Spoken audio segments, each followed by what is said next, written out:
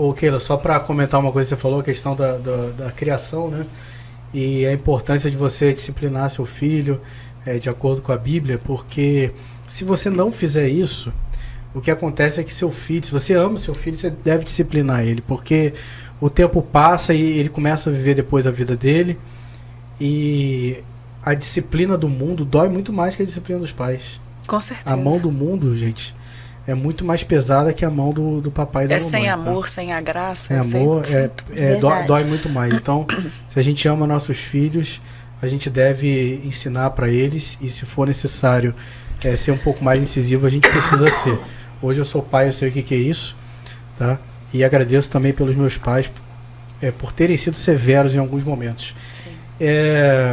E caso contrário, o mundo não vai perdoar, tá? Porque tem certas coisas que não são toleradas, certos comportamentos.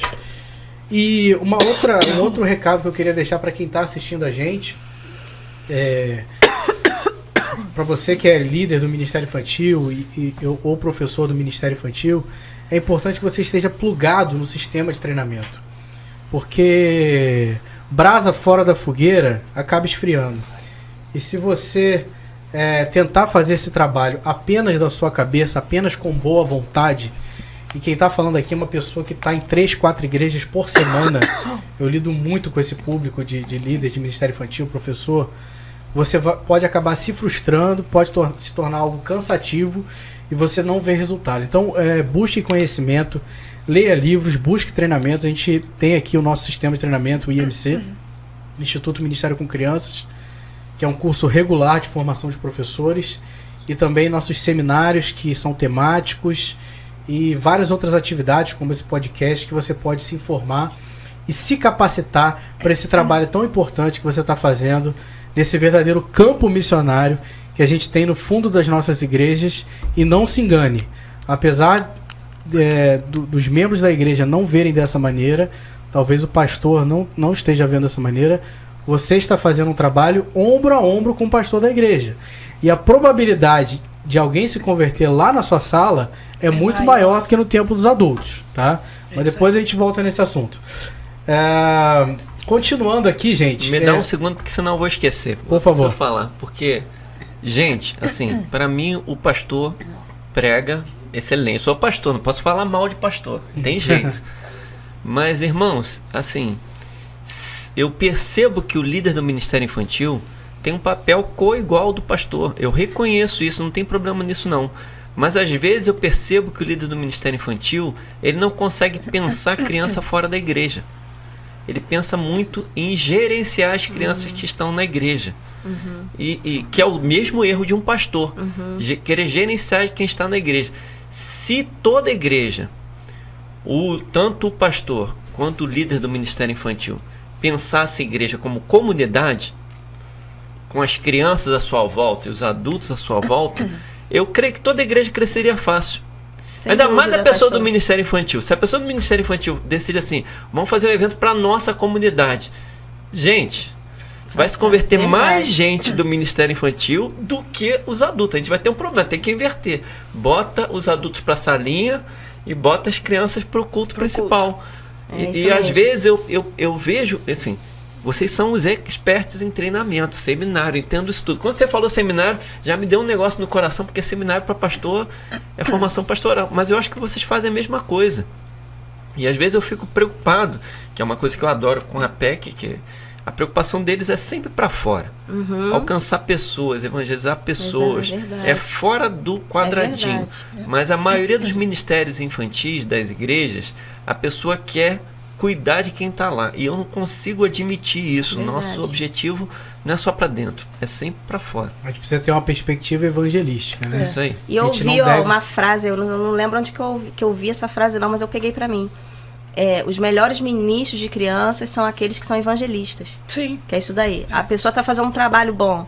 Quando você vai ver o motivo, a raiz daquele trabalho bom, é porque aquele líder tem uma visão evangelística.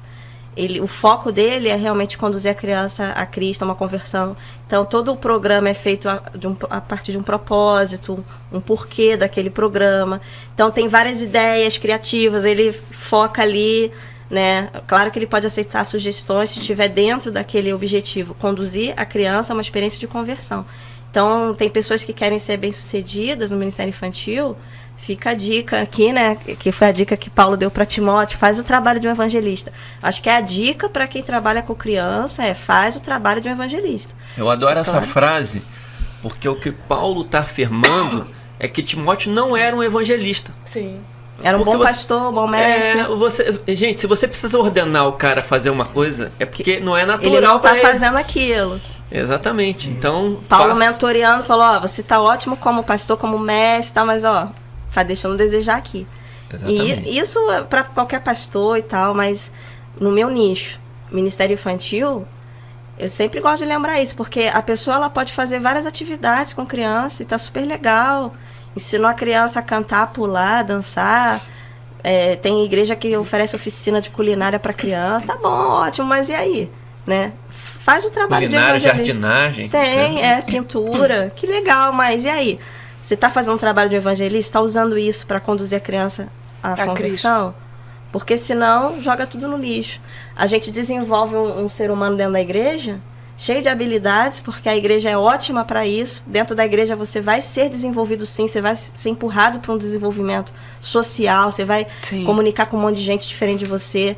Na igreja você tem amizade com pessoas mais velhas, mais jovens, sexo oposto, amizade sadia, que no mundo isso não existe. Você tem possibilidade dentro da igreja. Então você se desenvolve como comunicador, você pega um microfone e fala. Exatamente. Você canta, você é afinado porque você ouve música. No mundo, para você assistir uma banda, para você assistir um coral, você vai pagar caro.